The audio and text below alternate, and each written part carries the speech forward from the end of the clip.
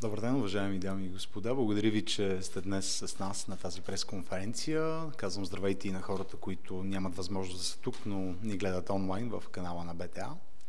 Аз се казвам Борислав Сандов, координатор кампании на Фондация за околна среда и земеделие. В това си качество съм днес тук на тази пресконференция. От мое ляво е Албена Симеонова, председател на Фондация за околна среда и земеделие, както и председател на Българска асоциация биопродукти. От другата ми страна Меглена Антонова, която е координатор екологично земеделие на Greenpeace България. И след нея Милен Стоянов, който е от управителният съвет на Българска асоциация биопродукти. Днес на вашето внимание ще представим две теми, като реакция и като анализ в някаква степен. Една от темите е свързана с новите промени, които бяха приети от Министерски съвет, предложени от Министерството на земеделието и храните и ще бъдат разглеждани в Народното събрание. Те касаят изменение на Закона за храните и по-специално това, за което ние днес ще говорим, е частта, която е свързана с ГМО храните. Втората тема, която ще обсъдим, са неоникотиноидните пестициди. Това са специфични пестициди, които влияят на здравето на пчелите, на ориентацията на пчелите, и те бяха и са все още под мораториум в Европейския съюз, но страни като България и още няколко допуснаха дерогация вече за втора година, като на големи площи от българските земеделски площи са третирани семена с тези неоникотиноидни пестициди, което за нас е много притеснително и ще разберете малко повече и за това как се стигна до тук. В началото ще се опитам да очертая съвсем набързо онова, което ни притеснява в промените в законопроекта, който е внесен от Министерството на земеделието и храните, специално в частта ГМО храни. Като предварително искам да отворя една скоба, да направя това условие, че в България онова, което е забранено от генно модифицираните организми, е освобождаването им в околната среда, казано по друг начин, отглеждането на ГМО култури, в опитни полета включително, въобще освобождаването извън лабораторни условия на генно модифицирани организми. България е една от многото страни в Европейския съюз, която има такава забрана. Всъщност само 5 са страните, които нямат такава забрана и допускат отглеждане или освобождаване в околната среда на единственият разрешен в Европейския съюз до момента генно модифициран организъм. Това е царевицата МОН 810 на мултинационалната компания Монсанто. Но други мултинационални компании, както след малко ще разберете, пък имат отношение не само към генно модифицираните организми, но и към неоникотиноидните пестициди. Тъй като е много трудно изговарянето на думата неоникотиноиди, в Европа има съкръщението неоникс, така че ако днес случайно кажа неоникс, да знаете, че се касае за същите тези пестициди. Това, което ни каса така най-силно ни тревожи и ние сме готови, първо искаме да направим среща с министъра на земеделието и храните, госпожа Десислава Танева, за да споделим с нея тези ни притеснения. Отново не бяхме включени в процеса за обсъждане на тези промени, въпреки че формално те са минали през такъв процес, но сме готови на реакция, която е по-сериозна, когато се стигне до законодатели, ако той реши, че все пак би могъл да приеме ни такива промени. През 2009 година, 2010 по-специална година, когато имаше сериозна кампания в България във връзка с генно модифицираните организми, тогава имаше предложение те да бъдат внесени за отглеждане в България и последва силна реакция както на гражданското общество, така и на цялото общество, защото се направи едно проучване на тогава съществуващият Национален център за изследване на общественото мнение към Народното събрание и показа резултат, който до момента не бяхме виждали, такъв сериозен, близко до консенсус. 97% тогава от гражданите не искаха промяна и навлизането на генно модифицирани организми. Въпреки това, в Европейския съюз и като страна членка на Световната търговска организация, ние не можем да спрем и не можем да забраним генно модифицираните храни. И тогава, всъщност това, което направихме, е да предоставим на потребителят възможността той да направи информиран избор. Тогава се прие да има санкции, които са, бих казал, нормални, даже бих казал недостатъчно високи, за нерегламентирани генно модифицирани храни. Такива в Европейския съюз са разрешени около 30. Отново се връщам на скобата, че само един генно модифициран организъм е разрешен за култивиране, за отглеждане, за освобождаване в околната среда, но за пускане на пазара, или това са ГМО храни, ГМО фуражи, там броят е доста по-сериозен и то през последните няколко месеца всъщност се завиши значително.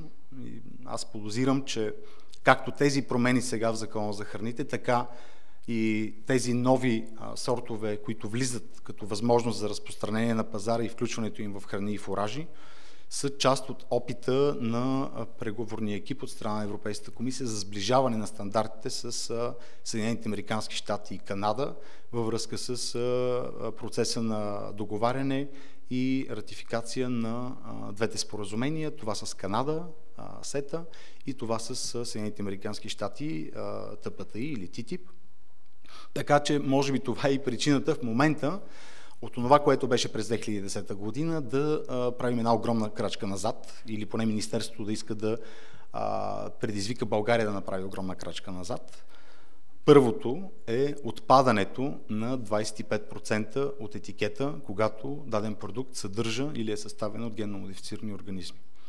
Това беше прието през 2010 година в Закона за храните, тогава под натиска на гражданското общество. Сега в новия проект предвижда това да отпадне. Аз не знам дали някой като вас, като потребител, някога е срещал етикет с 25% обозначение, че даден продукт съдържа ГМО или е съставен от ГМО.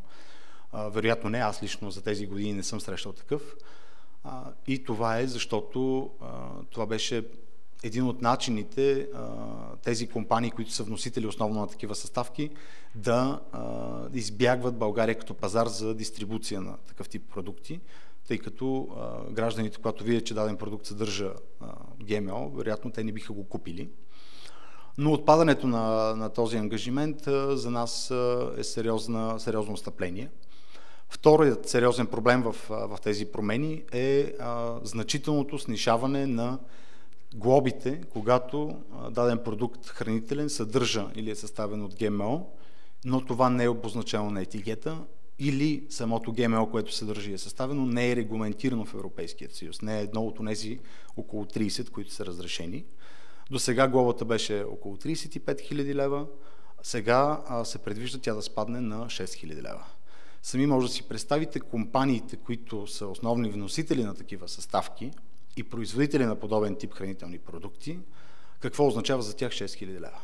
Означава, че те биха предпочели да нарушават законодателството и да си плащат едни такива санкции, но въпреки това да реализират много по-големи продажби на българския пазар. За нас дори 35 000 не е значителна сума за нарушители на законодателството, но при 6 000 определено ще сме свидетели на много значително, вероятно, нарушаване на това законодателство. А имайки предвид и много ниският контрол, смея да го кажа, на Българската агенция за безопасност на храните и въобще на България, то ние като потребители трябва да сме много притеснени от опита да се бъдат занижавани толкова сериозно тези глоби при нарушения. Третият голям проблем, който е в тези промени, за нас е видимо сериозен проблем, е, че на Министерството на земеделието и храните се вменява една функция, която до сега беше на Министерството на околната среда и водите, а именно да извършва оценка за въздействие, ако българска фирма или някой регистриран в България реши да вкара на европейският пазар ново ГМО. Тъй като европейското законодателство позволява или централно към Европейската агенция за безопасност на храните да се подават такива заявления, или през страните членки. До сега, това е европейското законодателство, до сега това беше функция и закона за ГМО също е част от компетенциите на Министерството на околната среда и водите.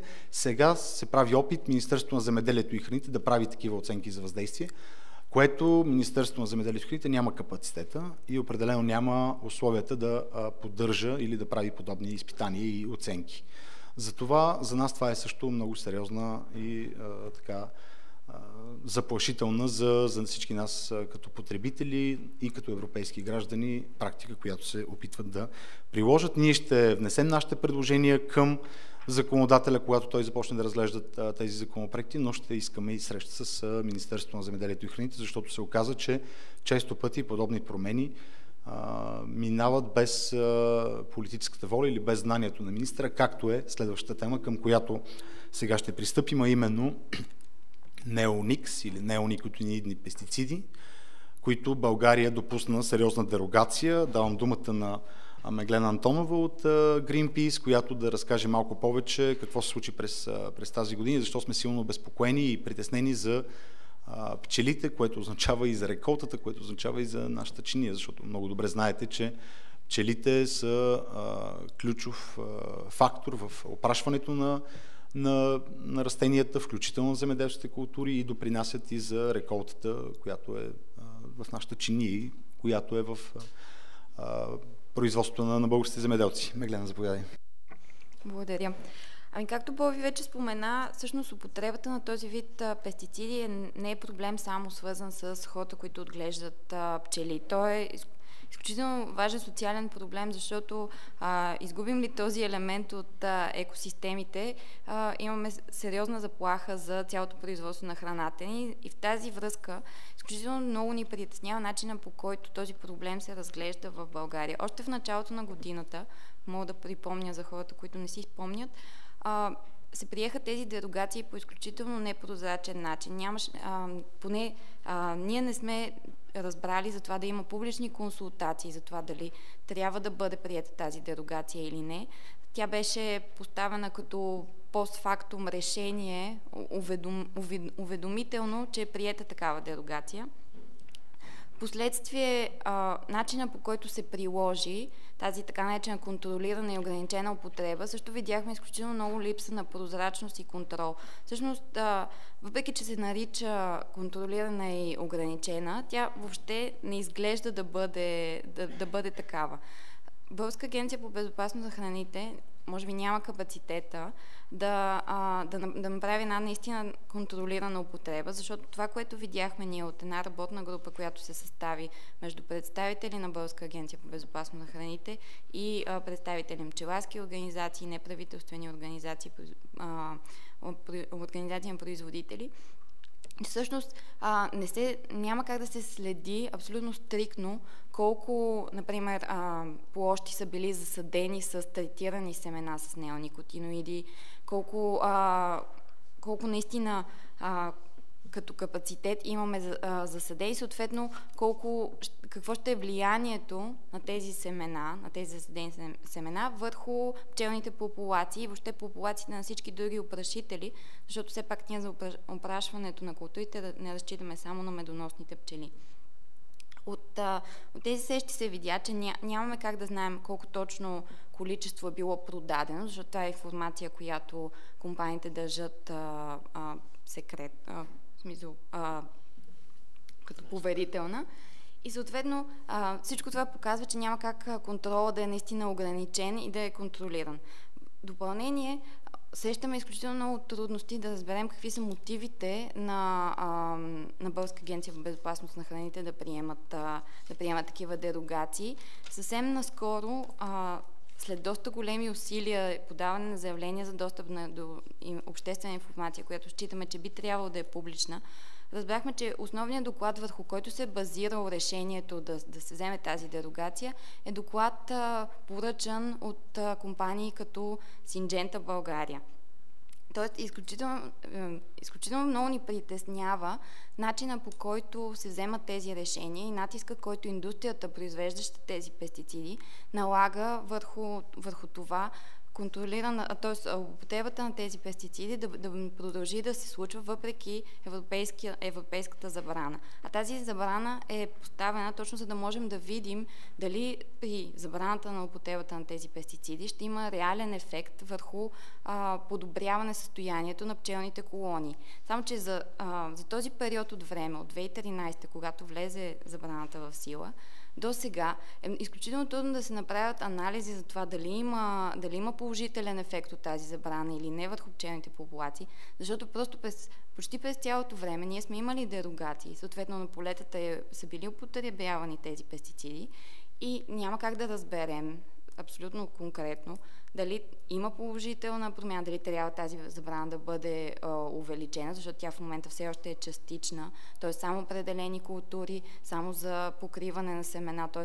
предварително обеззаразяване, а не последващо пръскане на културите. Всички тези елементи изключително много ни тревожат, защото се приемат се такива закони на забрани на европейско ниво, без да се приемат допълнителни мерки, за да може да се стимулира тази забрана да е наистина ефективна. Необходимо е да се вземат мерки така, че да се стимулират производителите да не използват тези препарати, вместо да се поставят в трудната ситуация, в която да твърдят, че те нямат друга алтернатива да защитят културите си и затова неоникотиноидните пестициди са единствената алтернатива за тях. А пък в противен случай се очаква абсолютна загуба на добиви.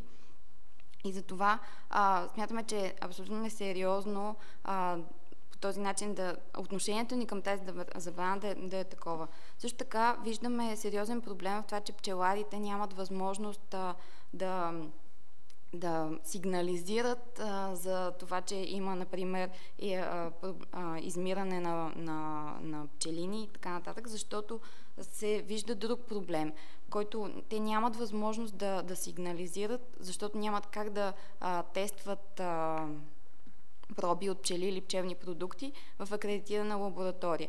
Това има съвсем наскоро започна една инициатива на Конфедерация на българските пчелари. Всъщност искаме да призовем всички пчелари, които са имали такива проблеми с измиране на пчелини, да сигнализират това на Конфедерацията, за да могат те да съберат малко по-обстойна информация за това какво се случва в момента с пчелните семейства, защото от институциите се твърди, че няма измиране на пчелни семейства, защото няма официални сигнали. А пчеларите просто не подават такива сигнали, защото не виждат смисъл в това да се подават сигнали, без те да могат да бъдат уважени. Това е като цяло много набързо проблем, свързан с неоникотините. Благодаря, Мек. Само искам да добавя нещо, като говорим за контролирана и ограничена употреба.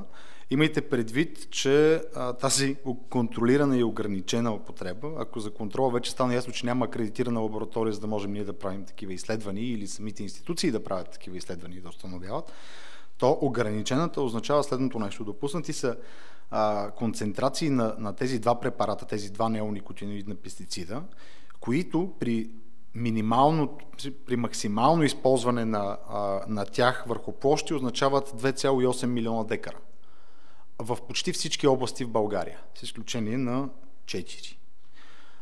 Може да си представите какво това означава. Всъщност 5, извинявайте. Само в 5 области не са допустими.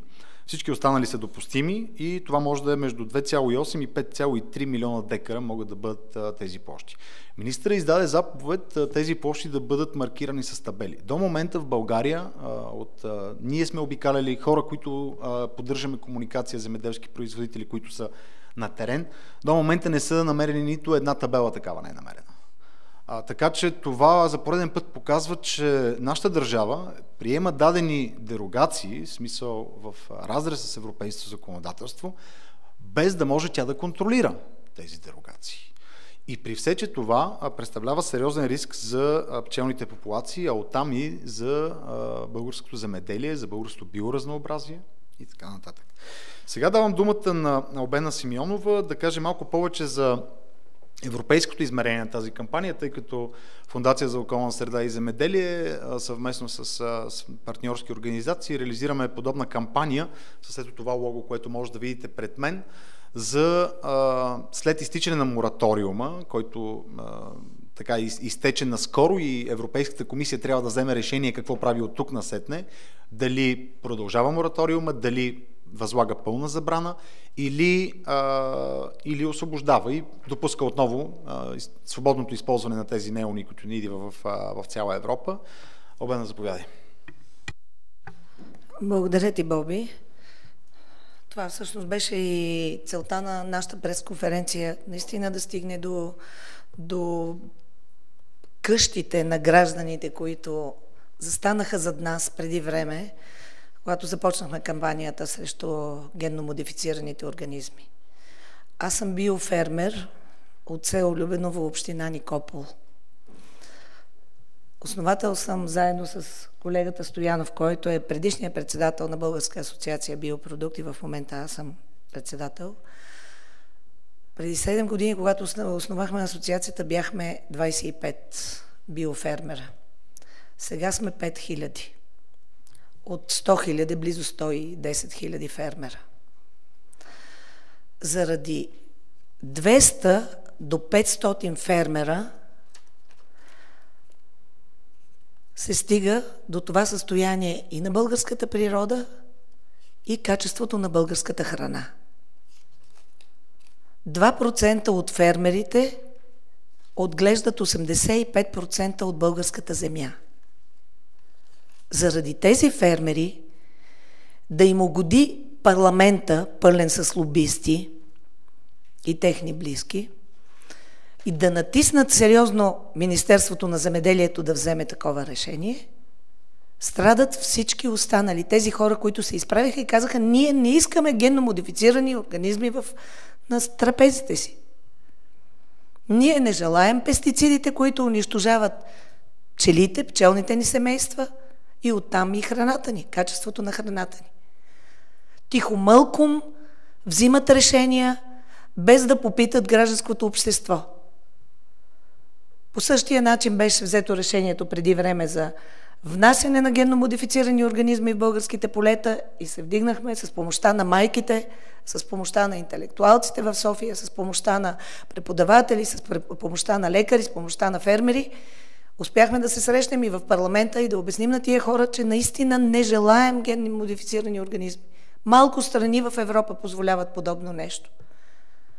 Колкото и прекрасен да е закона, който успяхме с Боби, с колегите от Greenpeace, да остане природа, Българска асоциация биопродукти, Асоциацията на биопчеларите, да забраним на практика в българските полета да се внасят генно модифицирани организми, трябва да ви кажа, че ние не знаем това дали е така или не. Защото първо изследването на тези проби е изключително скъпо, почти не се прави. Комуникацията с Българска агенция за безопасност на храните е сведена до монолог. Те в момента слушат само големите фермери, само богатите компании, които си плащат, а такива дребосъци като нас с по 100 декара, с по 200 декара, както е нормално да бъде земеделието на една европейска държава, изобщо не се допитват до нас. Не правят изследвания. Всеки фермер много лесно може да мине с ферибота или с камион от среща в Румъния, където са разрешени тази царевица на Монсанто 811 и 10, и да си купи семена и да дойде и да ги засее в България. Ние не знаем това дали се случва или не. Аз знам, че се случва. Аз съм член и на Асоциацията на зърнопроизводителите. С тези неоникотиноидни пестициди, които трябваше да бъде направена комисия, ние гръмко да участваме и да минем по полетата, по които колегите са обеззаразили семената и са ги сложили в земята, т.е. няма да излезе нищо, не се получава.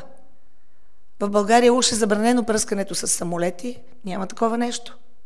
Пръскат, имам прекрасни снимки, които мога да предоставя на българското общество. И миризмата е точно на тези пестициди. 3 неоникотиноидни пестицида. Забранени за 2 години в Европейския съюз. Изведнъж се случи, големите компании обясниха на еврокомисарите по някакъв начин: бе, защо не разрешите тук някаква дерогация, която страна реши. И България е една от страната, която разреши тая дерогация. Това, което ние започваме, Фондация за околна среда и земеделие, с колегите от Greenpeace, с колегите от Българска асоциация биопродукти, работа в Европа. Направихме много срещи с европарламентаристи, които традиционно групата на зелените, с която Боби държи връзка, вие знаете, че той е и политическо лице от българските зелени. Успяхме да получим сериозна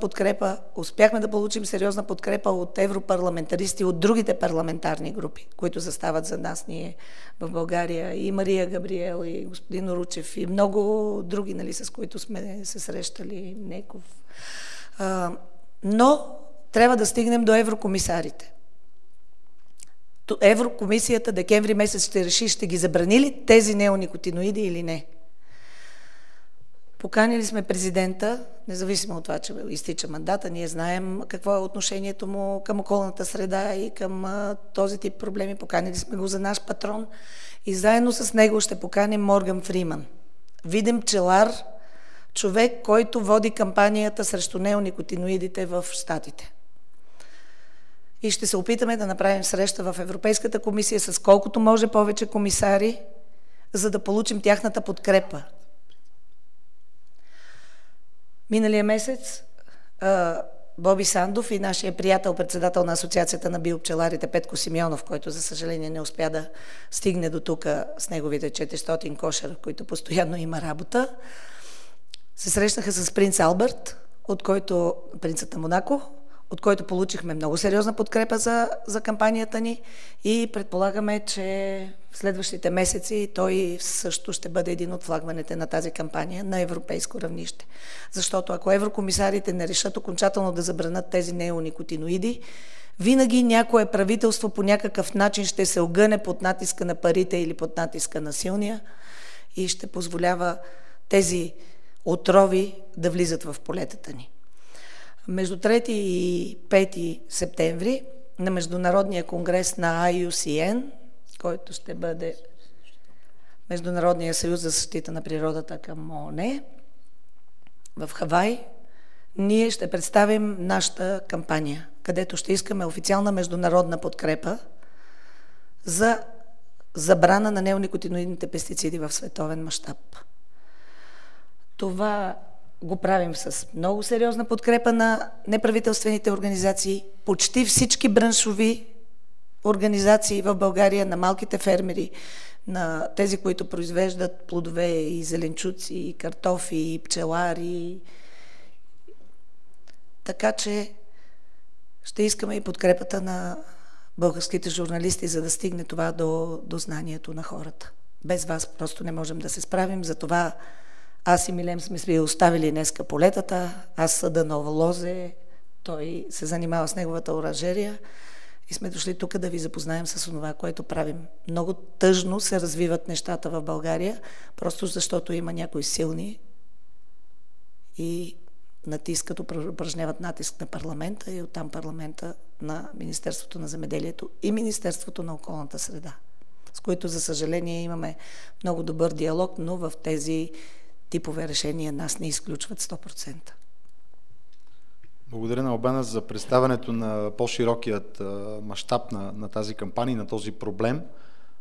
За мен лично това, което днес разбрах, че българското правителство в лицето на Министерството на земеделието и храните и Българска агенция за безопасност на храните е взело тази дерогация без обществено обсъждане и на база на доклад, поръчен от производителя на тези неоникотиноиди, именно една от тези големи мултинационални компании Синджента, е много показателен за това, с което завърши Албена, че всъщност натиска на неколцина, които имат за цел да реализират големи печалби, води до решения, които касаят всички нас и като потребители на храна. Сега Милен Стоянов, макар че много от нещата се казаха, но вероятно има какво да допълни, така че заповядай. Здравейте! Кратичко, това, което казаха до момента колегите, са детайлите, които всъщност нас ни притесняват. Но ми се струва, че по-скоро трябва да погледнем по-глобално на нещата и да си зададем въпроса: за какво съществуват държавите, за какво съществува Европейския съюз? Не е ли да бъде в полза на обществото, т.е. на хората, на отделните народи? Защото всичкото това нещо, което се случва, всъщност изобщо не е в тяхна полза. Откъдето и да го погледнем, не е в тяхна полза.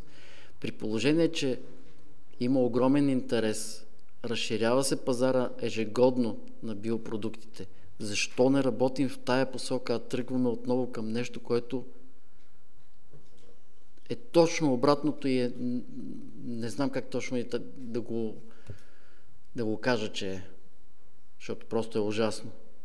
Тоест, би трябвало да гледаме винаги по-глобално на нещата и да си зададем въпроса: в чия полза е това? На обществото, на хората или на отделни индивиди или отделни компании?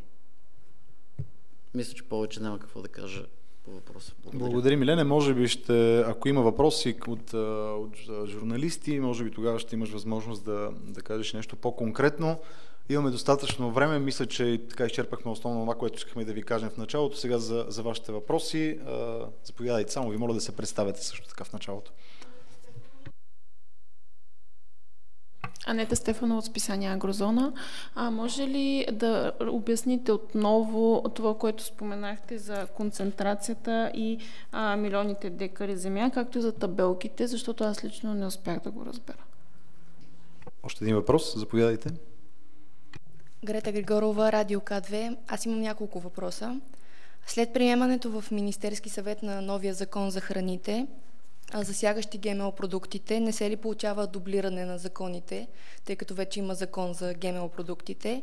И в тази връзка, как ще коментирате разминаването на Министерски съвет и приемането на този закон и изказването на Десислава Танева от преди месеци, че ще е против ГМО продуктите? И последният ми въпрос е, защо санкцията за ГМО продуктите се намалява повече от 10 пъти? Това свързано ли е, както споменахте, с натиска на САЩ да се приеме ТТИП? Благодаря. Благодаря ви. Аз за концентрацията или може би... Добре, ще се опитам аз да отговоря в такъв случай. 2 са разрешените от 3 в Европейския съюз неоникотиноидни пестициди, които са за контролирано и ограничено ползване в България. От единият са разрешени 3000 литра, от другият са разрешени 25 000 литра, като се използва между 60 и 100 мл на хектар, мисля, или на декар? На хектар. Общо взето, точно така, на хектар, при много плътна концентрация, 100 мл на хектар, означава 300 000 декара, които са от единият препарат, и 2,5 милиона декара, които са от другият препарат. И двете компании, които са производители на тези 2 неоникотиноида, казват, че са в максимума. Продали са онова, което е разрешено. В същият момент, разбира се, ние можем само да се доверяваме, тъй като Министерството няма как да го провери това нещо и бяха много откровени бабха, че те разчитат на това, което им каже компанията, че са реализирали. Реално, дали е така, не знаем. Възможно и да са повече площи. Ако са използвани 60 мл, по-нарядко от този концентрат, това са около 5 милиона и 300 хиляди декара. Ако са използвани при 100 мл на хектар, при плътната концентрация, това са 2 милиона и 800 хиляди. Това са огромни площи. Казах ви, че това са почти всички области, с изключение на Смолян, Кърджали, Благоевград, Кюстендил и София. Във всички останали области са допустими тези семена да бъдат третирани с тези препарати.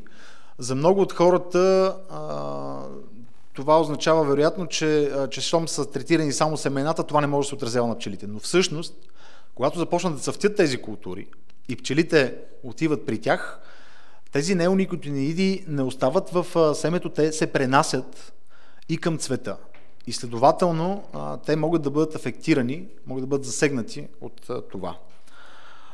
Колкото до самите табелки, след нашата реакция тогава, като разбрахме, че има такава дерогация, се издаде заповед от министъра на земеделието и храните и трябваше да има на всяко едно поле, което е третирано, в смисъл, което е засято с такъв тип третирани семена, трябваше да има обозначителни табелки.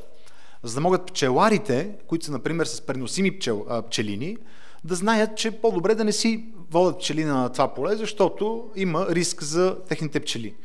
Такива табелки, както казах, до момента ние поне не знаем да има, което просто е показателно, че ако има толкова големи площи, които са третирани и не мога да намерим една табелка, или просто показателно на какво ниво е въобще контрол и колко съвестни са и компаниите, и онези производители, които използват такъв тип семена. Колкото до вторият въпрос, свързан с закона за ГМО, всъщност Илян Костов беше съветник на министъра, който заяви, че има препокриване. Няма такова препокриване. Закона за генно модифицираните организми третира микроорганизми, лабораторните условия, които също не са забранени и в лаборатории е напълно нормално да вървят подобни изследвания, научни изследвания и така нататък, но има глоба от 500 000 при засяване с ГМО, освобождаване в околната среда. Но не, тя съществува, но тя не е свързана с храните.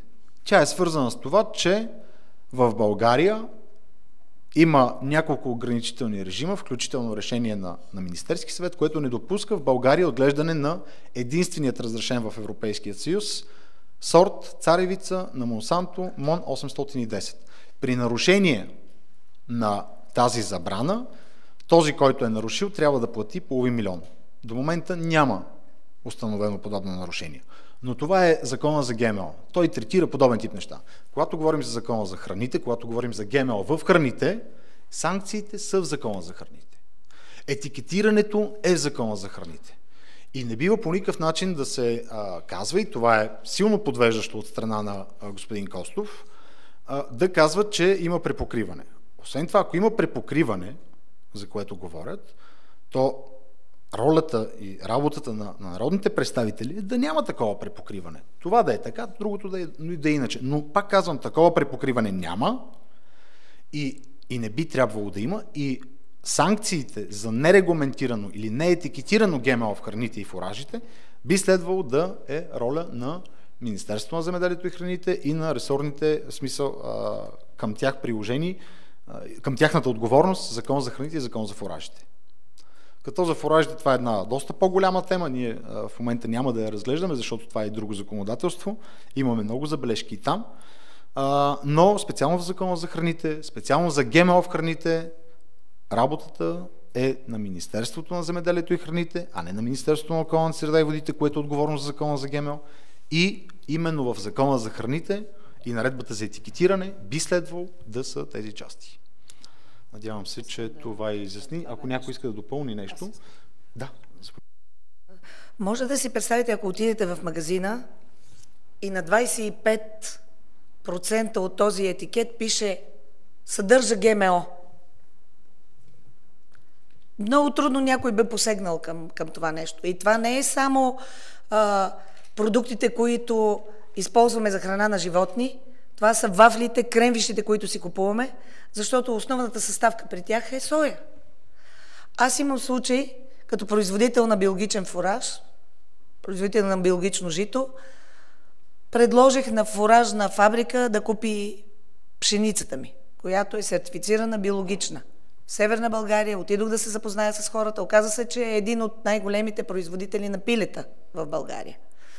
В един огромен двор имаше няколко хиляди пилета и отделно в един по-малък двор на няколко етажа в клетки по 5 много милиони пилета. Разликата между тях, попитах собственика на фабриката, той каза, тези, които са в двора, са за моето семейство, от някъде, не знам си откъде, и вашето жито ще бъде за тях. А останалите, близо 90%, използват соя. А 100% от соята, която се внася, 100% от соята, която се внася в България е от Латинска Америка. 100% от соята в Латинска Америка е генно модифицирана. И тя отива за онези пилета, които ние си купуваме. Питах, защо не си купувате нормална соя? Италия, Австрия, вече един проект Дунавска соя, все повече площи са заети с соя. Казват, много е скъпа тази соя. Тогава на колко трябва да продаваме тези пилета? Ние не ви искаме тези пилета, господа. Това, което трябва да се направи е гражданското общество да скочи и да каже, не желаеме тези пилета, които се хранят с соя от Мексико и от Аржентина, защото те съдържат генномодифицирани организми. 100%. От този ден аз си купих 200 пилета и в момента отглеждам пилетата и яйцата си в къщи. Защото и аз храня няколко деца. Благодаря, Обена. Понеже пропуснах да отговоря на един от другите въпроси на госпожа Григорова от К2, такова е нашето подозрение, че действително тези санкции се свалят толкова ниско, за да може нарушителите да си плащат и да продължават да нарушават. Ние това го виждаме в много други направления в България. Знаете колко са ниски санкциите, например за замърсяване на околната среда от големите минни компании. По 5-6 хиляди лева. За тях това е нищо. Те си продължават да си замърсяват, плащат си постоянно на РИОСВ, в случая някой ще продължава да си добавя съставки без да ги етикетира или без да са регламентирани, плаща си по 5-6 хиляди. Оборотите на тези компании, които внасят такива продукти и такива консистенции, са огромни. Между другото, тук има и нещо друго. Ако те сега са застрашени малко повече, че тези, аз пак казвам, това дори за тях не са високи санкции, но за един по-дребен преработвател на дадена продукция, производител на някакви малки продукти, който е подведен от такава по-голяма компания, за него тези глоби не са малки. Но за тези, които са вносителите и които носят отговорността, защото ако аз съм малък производител и вносител на дадена съставка ме е подвел, аз ще го съдя и ще си взема тези пари обратно. Така че отново полза от занижаване на тези санкции имат единствено големите вносители и производители на подобни препарати и така нататък, защото това са компании, които оперират не само в България. Така че за мен абсолютно това е причината. Другата причина, аз я казах, една от основните теми на дебат и на някаква форма на, не бих казал конфликт, но сериозно разминаване в позициите между Европейския съюз и Съединените американски щати и Канада, нали, техните делегации, е при обсъждането на ГМО, когато говорим за СЕТА и за ТПТИ. И ясно е, че ако имаме в едно положение сериозна разлика, то в момента това, което се опитва Европейската комисия в опита си да говори тези неща, е да сближи стандартите. Сближаването на стандарти става по този начин, като вече това не е толкова различно. Но разбира се, може да гадаем, това са, така да се каже, това са само подозрения, но логически натам отива. Аз поне не мога да намеря друга логика за това. Добре, имаме достатъчно време за още въпроси. Ако нещо не... Заповядайте. Добър ден, Деница Райкова от актуално.com. Един въпрос към госпожа Антонова първо. Вие казахте, че трябва да се приемат мерки, които да стимулират фермерите да не виждат тези пестициди като единствена алтернатива за използване. Какви, например, могат да са тези мерки в България? И втория ми въпрос към госпожа Симеонова. Доколкото ви разбрах, през декември Европейската комисия ще разглежда евентуалната пълна забрана или януари. Добре, вие как усещате тенденциите? Има ли шанс да има пълна забрана? Има ли някакъв натиск да няма такава? Изобщо вашите очаквания за тези дебати? Благодаря.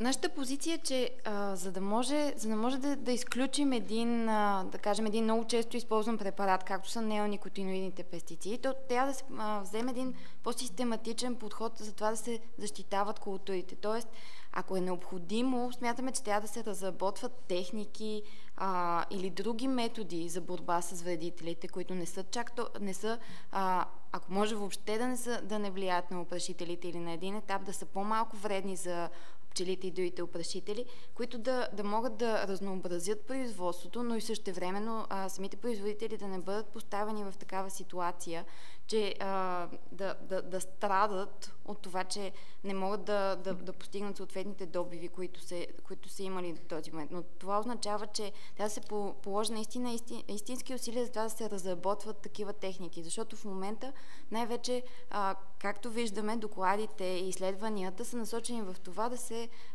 големите мултинационални компании да подкрепят и да финансират изследвания на синтетични химически препарати, докато много по-малко изследвания се правят в насока това да се разработват иновативни техники за борба с вредителите по нехимични методи.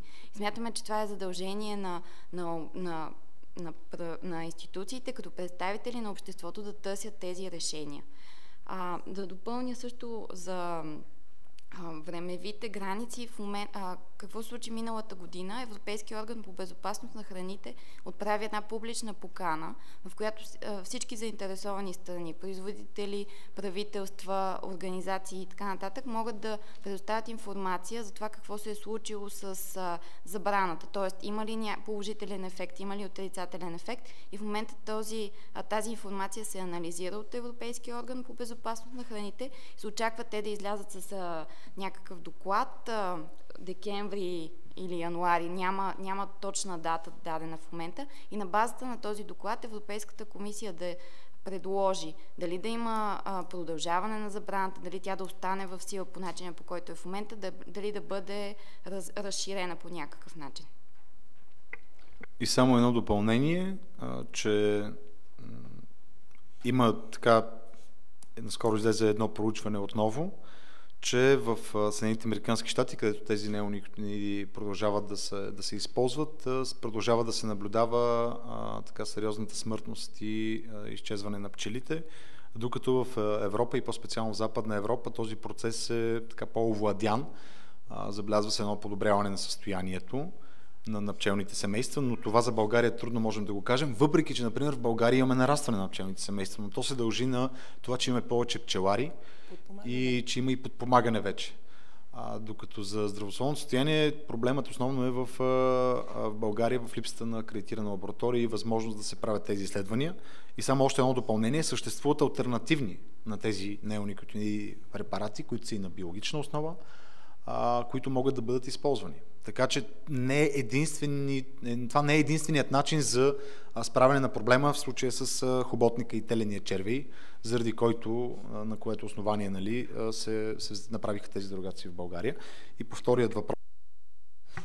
Към първия едно много кратко допълнение. От около 5000, аз ви казах, биофермери, 500 близо са зърнопроизводители. Произвеждаме и пшеница, и слънчоглед, други зърнени култури. Аз тази година имам биологичен слънчоглед. Големият проблем е този хоботник, който унищожава и изяжда листенцата още докато са в начален стадий. И ми се случи така, че едно от полетата буквално го опася, защото не използвам този тип пестициди. И се наложи да го пресея, което не е огромна инвестиция. Въпросът е, че трябва да се следят атмосферните условия. Той отива когато е много топло, когато е така по-влажно, не се появява. Успях да опазя и това поле. Има начин, по който ние произвеждаме нашата продукция по биологичен път. И добивите не бих казала, че се различават особено. Случвало се и да изгубиш целия добив, но се е случвало да имаш добив колкото на конвенционалния. Те се оправдават с този хоботник и казват, няма как всичките тия полета ще заминат и от търговска и промишлена гледна точка да разрешете ни да ги ползваме, за да можем да спасим слънчогледите си. Има алтернативни методи, вече има няколко предложения от институти европейски, свързани с биологичното, свързани с конвенционалното производство, което обаче няма нищо общо с неоникотиноидите. Този програмен период между 2014 и 2020 средствата за иновации са в пъти повече, отколкото в предния програмен период. Има възможност да се използват техники, има възможност да се правят изследвания. Може нашите научни институти да се занимават с това, стига да имат възможност за достъп до тези средства. Вие виждате какво се случва и с Селскостопанска академия. Така че не е невъзможно и има богата възможност това нещо да се случва. Дали декември или януари ще гласува комисията, някои от въпросите се приемат с 2/3, други се приемат с обикновено мнозинство. Ние разговаряхме с него. Не сме проверили, защото все още не сме се срещали с нашия еврокомисар. Очакваме да ни приеме госпожа Георгиева. Има еврокомисари обаче, които сме сигурни, че застават твърдо зад забраната за ГМО. В Холандия бяхме. Там неоникотиноидите, там няма две мнения, просто техният еврокомисар ще застане зад пълната забрана. В момента проучваме и се надяваме да постигнем едно сериозно мнозинство. Има страни, които просто с тях няма как да се преборим, защото си има национално решение. Но всичко това стига до буквално политическата воля и от работата на нашите колеги неправителствени организации. Ние сме член, нашата асоциация на IFOAM, EU, Международната федерация на биоземеделските движения. Те са една много силна организация, която работи на местно ниво, която работи в Брюксел, също разговаря с Европейската комисия. Имаме много сериозна подкрепа от страна на зелените и си мислим, че би трябвало да постигнем такава победа. А ако постигнем, това ще бъде наистина много голям успех. След забраната на АЕЦ Белене и ГМО, мисля, че това ще бъде следващия ни голям успех и ще работим много сериозно. От Синор.бг Катя Стоилова. Може ли един въпрос към господин Сандов? Казахте алтернатива в биопрепарати. Каква е цената на тези биопрепарати спрямо неоникотиноидите? Да, Неоникс. По-добре е Обена да кажа, защото тя наистина се занимава пряко с това нещо. Аз мога в последствие да ви предоставя един такъв списък с такива препарати. Ами ние имаме, Милене, вече няколко члена, повече от 10 члена, които се занимават само с разпространение на препарати, торове, свързани с растителната защита в биологичните стопанства. Имаме колега, който внася от Италия, имаме колега, който внася от Испания, имаме колега, който внася от Полша, а сега имаме и един нов колега, който внася от Украйна биологични препарати за растителна защита, изключително на природна основа. Като направих един анализ на предложените ми, тъй като съда в момента Ново Лозе, предложените ми препарати от конвенционалното земеделие и тези от биологичното, вече цените са абсолютно сравними. Неоникотиноидите са изключително скъпи. Изключително скъпи.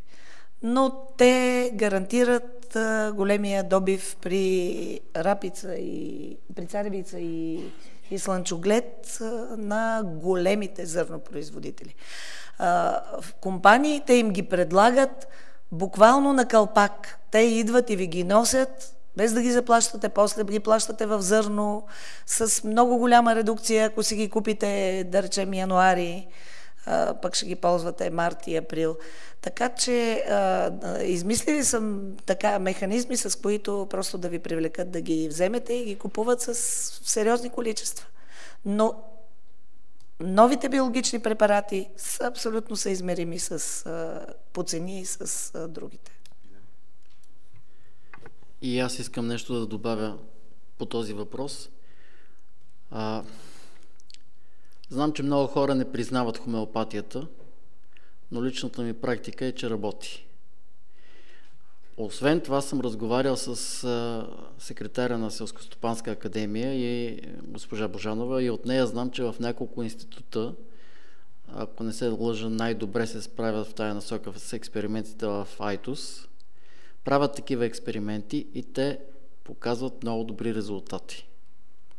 Това, което на нас не липсва като държава е достатъчно пари, с които да се финансира Селскостопанска академия и да може да прави такива експерименти, защото това, което в момента е нивото на прилагане на хомеопатията, не само при хората, но и при животни и растения, е, че е в много начален етап.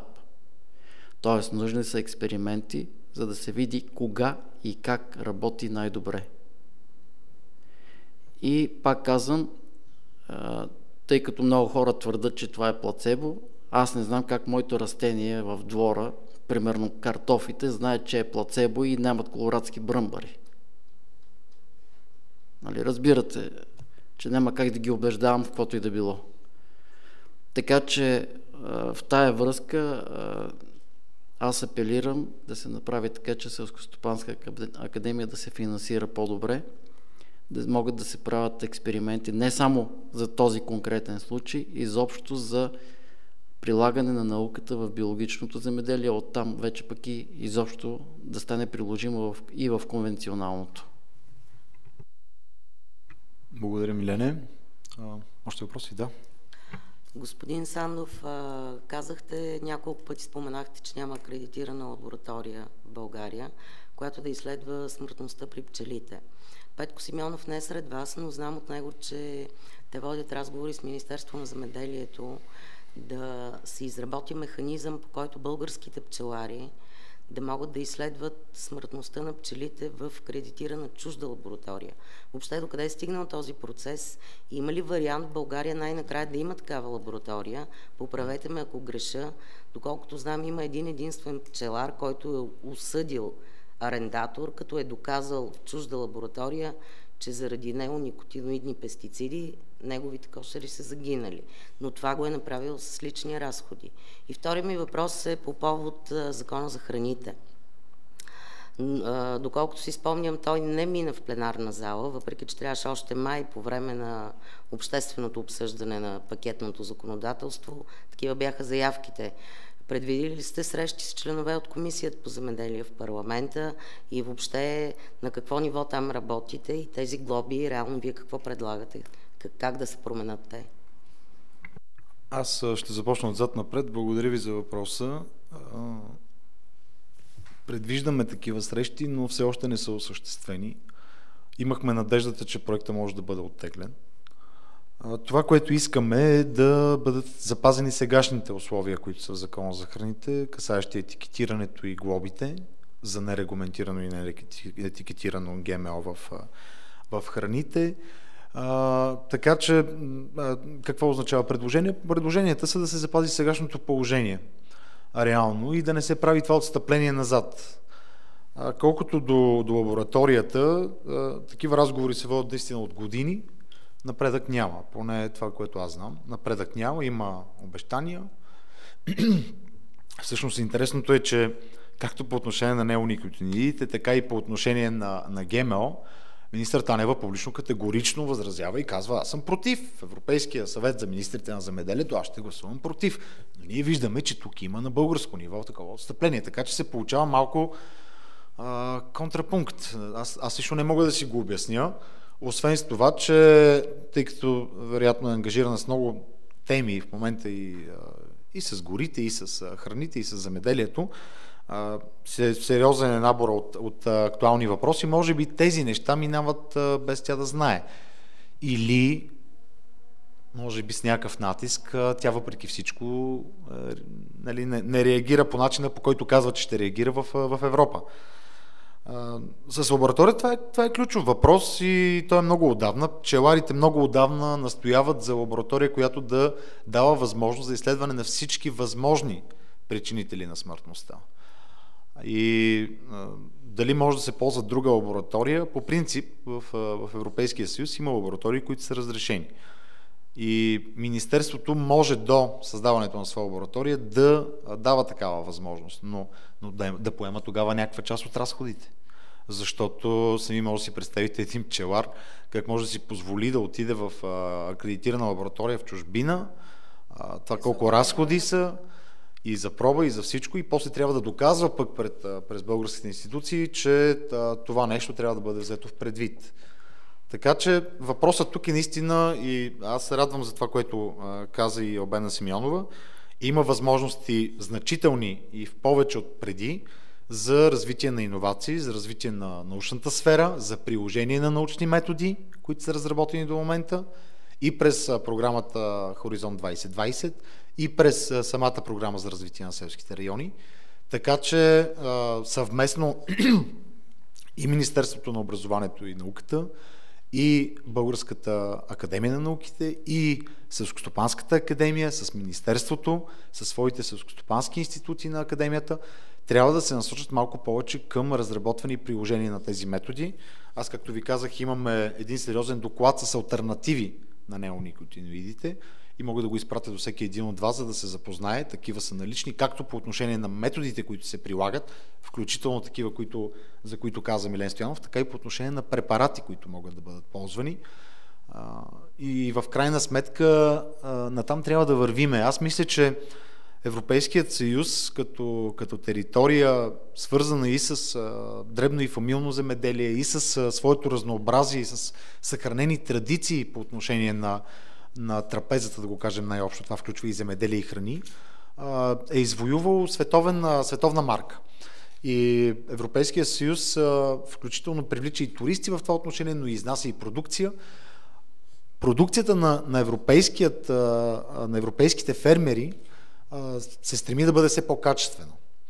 И в тази връзка практиките трябва да са насочени в тази посока, а не отново да си мислим, че ще конкурираме големи производители като Китай, Бразилия, Съединените американски щати. Просто системата на земеделие и храни в Европа е много различна. Много различна.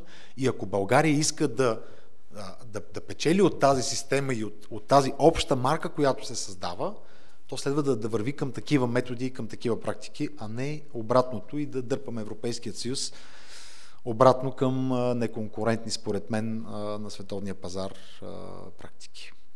Имаме още време за въпроси, макар и малко, ако нещо е пропуснато или има нужда от уточняване, моля ви за последни въпроси. Може да видите с просто око, като пристигат съобщенията по медиите, къде измират пчелите. Добруджа, няколко села, ние сме извадили с Петко Симеонов един списък с селата, където съобщават за масов мор на пчели, на пчелни семейства. Добруджа, около Плевен, Враца, Монтана, там където е голямото, наистина едрото земеделие, там където има хора с милиони и с стотици хиляди декари. Тракия, няма пчелно семейство загинало в Централен Балкан или по билото на Стара планина. В Витоша няма загинало пчелно семейство. В Пирин и в Рила няма. Няколко случая в Разлог заради пръскането за този нодуларен дерматит. И това е. Там, където има едроземеделие, там съобщават за загиване на пчелни семейства. Между другото, това е много лесно обяснимо.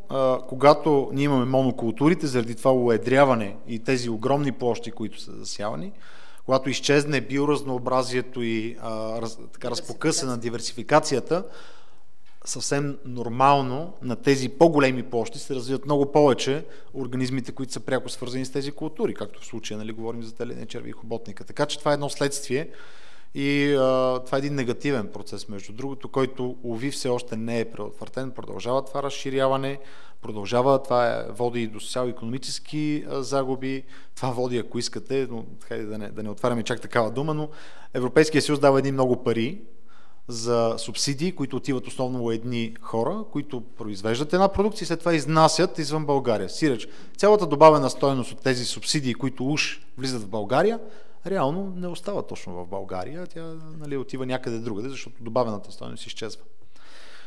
Добре. И аз да ви на разположение сме за... Да ни подкрепите с по един лайк нашия сайт Save the Bees и да го разпространите. Let it be.